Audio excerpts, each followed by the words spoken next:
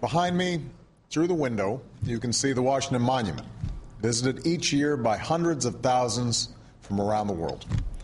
The people who travel here come to learn about our history and to be inspired by the example of our democracy, a place where citizens of different backgrounds and beliefs can still come together as one nation.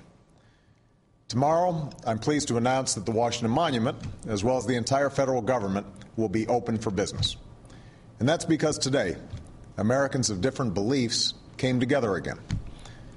In the final hours before our government would have been forced to shut down, leaders in both parties reached an agreement that will allow our small businesses to get the loans they need, our families to get the mortgages they applied for, and hundreds of thousands of Americans to show up at work and take home their paychecks on time, including our brave men and women in uniform.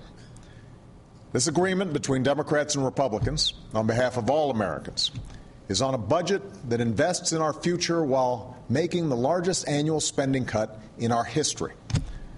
Like any worthwhile compromise, both sides had to make tough decisions and give ground on issues that were important to them. And I certainly did that.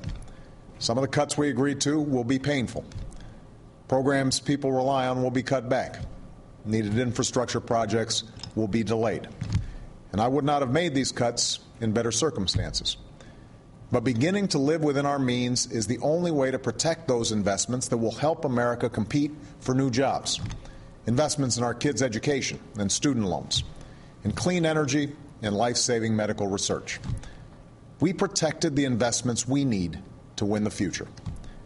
At the same time, we also made sure that at the end of the day, this was a debate about spending cuts, not social issues like women's health and the protection of our air and water.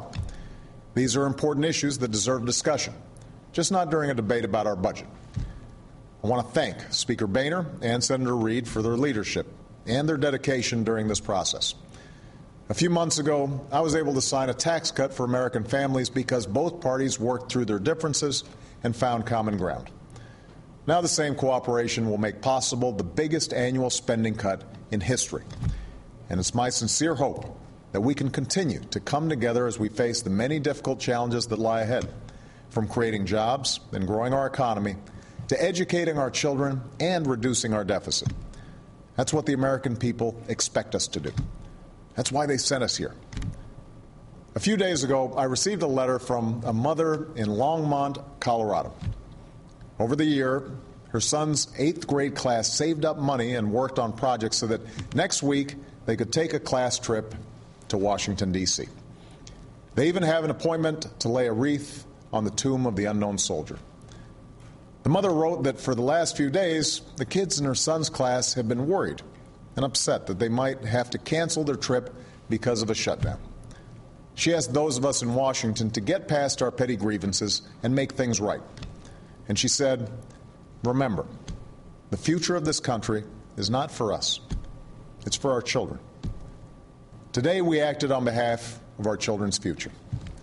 And next week, when 58th graders from Colorado arrive in our nation's capital, I hope they get a chance to look up at the Washington Monument and feel the sense of pride and possibility that defines America, a land of many that has always found a way to move forward as one.